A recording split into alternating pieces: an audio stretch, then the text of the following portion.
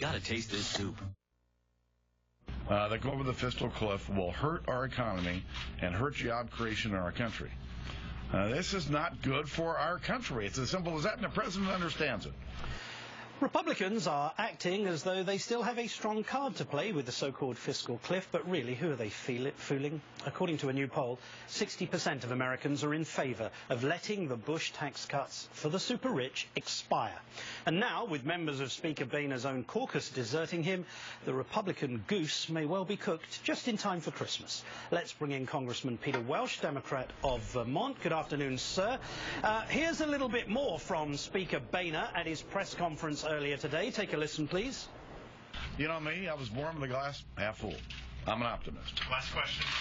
Speaker Boehner and anyone else who wants to take a swing at this, as far as spending cuts go, what specific cuts would you like to see? What programs would be at the top of your list? Well, again, we'll have that conversation with the president. We don't need to have it here. Thanks, everybody. Congressman, it certainly sounds as though Mr. Boehner's had the stuffing knocked out of him, but when it comes to specifics, it sounds a lot like the Romney campaign, 18.0? Well, that's more or less right. I mean, the president ran on a very specific platform, expired the tax cuts for folks above $250,000. Boehner then came back after the election and said, you know what, we got to put revenues on the table. But now it's time for the speaker to show us the money. He's got to tell the president specifically what his plan is. And basically, you're starting to see defections on the Republican side. You know, Tom Cole is a savvy survivor, and he said we have got to go with the Clinton or the Obama plan. And basically, what he understands, that I think the speaker maybe understands, is that sometimes in politics, as in life, you've got to do something you don't want to do. And what the Republicans don't want to do is raise revenues from the wealthy. But they have to, and they must, and they will. But, Congressman, the last time I looked, the president had won the election, and the exit polling showed that more people agreed with his approach on taxes than even voted for him. Now, I understand that Speaker Boehner doesn't like the fact that he lost, and we offer him our condolences every day, but isn't it time that he responded to what voters want? This is what voters have said. Well, exactly, and I think eventually he's going to get there, because the alternative in stonewalling to hold on to those tax cuts for the very wealthy is that a Christmas-time present from the Republicans to the American middle class will be a $2,200 tax bill.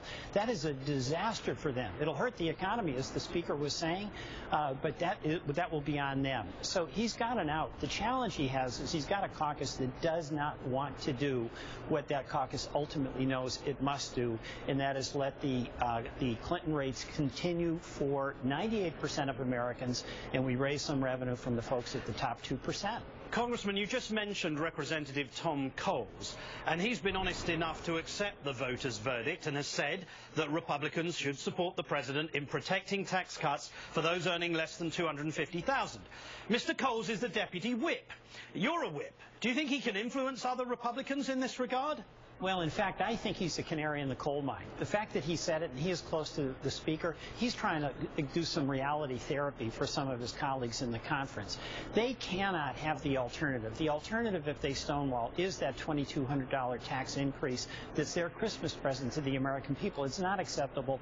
They're going to go kicking and screaming all the way to the end of this year. But at the end of the debate, they are not going to allow, I don't think, taxes to go up on 98% of Americans in order to protect the top 2%. Just finally, I mean, you talk about this being a bad Christmas present, but people are actually planning their holiday shopping.